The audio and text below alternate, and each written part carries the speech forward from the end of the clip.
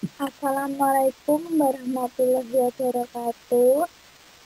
Sebelumnya, perkenalkan nama saya Olivia Nursatifah dengan NIM 20811334152.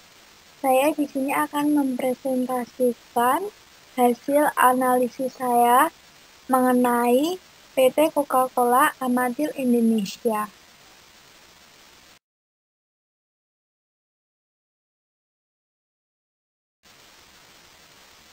Analisis pertama saya mengenai PT Coca-Cola Amatil Indonesia yaitu strategi pengembangan sumber daya manusia yang ada pada PT Coca-Cola Amatil Indonesia. Salah satunya peresmian program TTAI Academy pada tahun 2018 yang diadakan sebagai upaya perusahaan untuk membekali karyawan dengan keterampilan dan pengetahuan secara komprehensif dan juga sebagai pengembangan karir karyawan. Yang dulunya pengembangan pada Departemen bagian Supply Chain dan Sales, tetapi saat ini program TTAI Academy ini telah menjangkau seluruh departemen di perusahaan.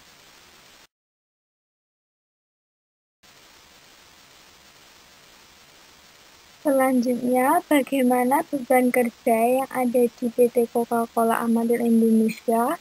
Beban kerja yang sering dijumpai oleh karyawan PT Coca-Cola sendiri paling banyak pada karyawan bagian packing dan palletizing, di mana operator akan memindahkan krat dan menyusun ke atas palet yang dilakukan secara manual material handling, yaitu pemindahan objek tanpa bantuan yang akan mengakibatkan cedera pada bagian tubuh tertentu. Kegiatan ini dilakukan secara repetitif selama 8 jam pada setiap shift-nya.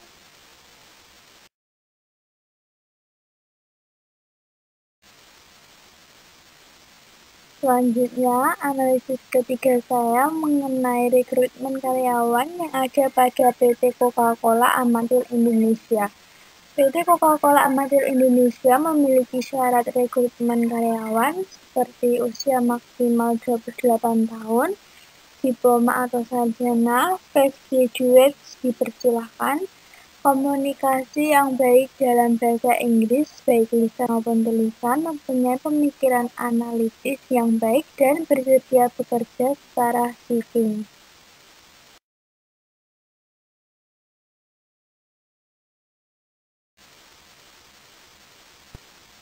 Selanjutnya, analisis keempat saya mengenai strategi yang dilakukan Coca-Cola untuk mempertahankan dan meningkatkan keterlibatan hubungan. Strategi yang dilakukan oleh PT Coca-Cola seperti mempertahankan market share, aktif dalam kegiatan sosial melalui Coca-Cola Foundation Indonesia, yayasan non-profit yang dibentuk pada tahun 2000 untuk melakukan kegiatan sosial secara integrasi di seluruh wilayah operasional Coca-Cola Indonesia, memfokuskan kegiatan sosial pada aktivitas terkait isu sampah, water, dan entrepreneurship, serta berperan aktif di tengah pandemi COVID-19 dengan memberikan donasi, pemberian ambulans ke PMI, dan banyak kegiatan lainnya yang mengapresiasi para tenaga medis.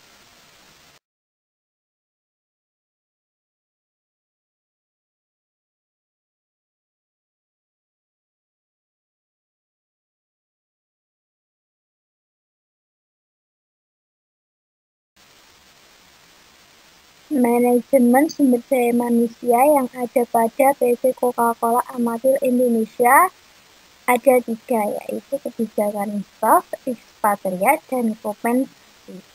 Kebijakan staf yang berkaitan dengan seleksi karyawan ini sendiri pada level pertama melibatkan seleksi individu.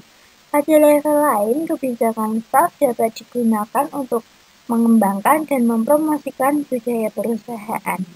Kebijakan staf ini memiliki beberapa tipe seperti pendekatan etnosentris, yaitu kebijakan staf sebagai salah satu kunci manajemen yang diisi oleh pihak-pihak dari negara asal. Lalu pendekatan polisentris, yaitu kebijakan dari negara penyelenggara untuk mengelola cabang. Lalu yang ketiga, pendekatan geosentris, yaitu menempatkan orang pada pekerjaan yang tepat di organisasi tanpa melibatkan kebangsaan. Selanjutnya, manajemen SDM PT Coca-Cola yang kedua yaitu ekspatriat, di mana pekerja asing adalah masyarakat dari suatu negara yang bekerja pada beberapa negara. Dan yang terakhir dari manajemen SDM PT Coca-Cola sendiri yaitu kompensasi, di mana terdapat gaji dasar. Secara normal, gaji dasar di suatu negara akan sama dengan gaji yang ada di negara asing. Gaji normal dibayar dalam mata uang asing atau di dalam mata uang lokal. Selanjutnya yang kedua adalah jasa premi asing, pinjaman, dan yang terakhir adalah perpajakan.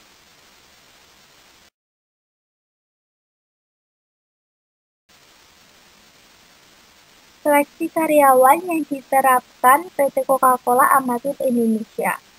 Yang pertama, tahap administrasi, di mana tahapan pertama ini seperti pada umumnya yaitu melakukan submit dokumen seperti CV dan dokumen terkait lainnya. Beberapa syarat dalam tahapan pertama ini seperti IPK minimal 3,0 dengan pengalaman kerja maksimal 2 tahun dan pendidikan minimal S1 di segala jurusan. Lalu yang kedua adalah tahap psikotes. Tahap psikotes diadakan di Jakarta dan dilakukan seperti pada umumnya. Yang membedakan dari PT Coca-Cola ini yaitu sistem gugur pada tahap ini sudah berlaku dan hanya menyisakan sedikit peserta saja.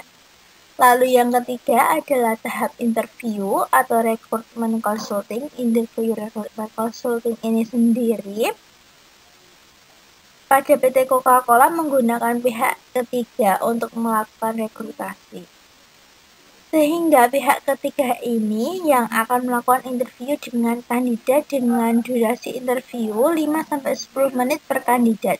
Dengan begitu, penting bagi kandidat menjelaskan secara singkat, padat dan jelas, namun menyeluruh kepada interviewer. Selanjutnya yang keempat adalah tahap interviewer HR. Dalam tahapan ini, pelaksanaan interview dilakukan langsung oleh HR dari PT Coca-Cola setingkat manajer. Biasanya, pertanyaan berupa background, kemampuan, dan penjelasan singkat jika terpilih ke dalam program DTP. Selanjutnya yang kelima adalah tahap interview user. Pada tahapan ini, interview dilakukan dengan full bahasa Inggris secara garis besar. User akan menanyakan seputar jurusan kuliah, alasan ingin masuk ke PT Coca-Cola, alasan memilih posisi tersebut, relevan skill apa yang dimiliki kandidat untuk posisi yang dipilih dengan durasi waktu 15-20 menit per kandidatnya. Tahapan keenam yaitu tahap medical check-up. Pada tahapan bersifat umum dan hanya sebatas formalitas saja karena sebenarnya kandidat yang sudah memasuki tahapan ini sudah resmi terpilih. Dan yang terakhir adalah tahap offering letter. Pada tahapan ini merupakan tahap akhir di mana HR akan mengirimkan soft copy dari offering letter kepada kandidat dipahami dan diminta tanda tangan, lalu di-scan untuk dikirim balik via email kepada HR. Selanjutnya, paling lambat H-1 sebelum hari pertama masuk kerja, kandidat harus tanda tangan pada hard copy dari offering letter. Analisis terakhir saya mengenai PT Coca-Cola Amatir Indonesia yaitu pelatihan SDM yang diterapkan.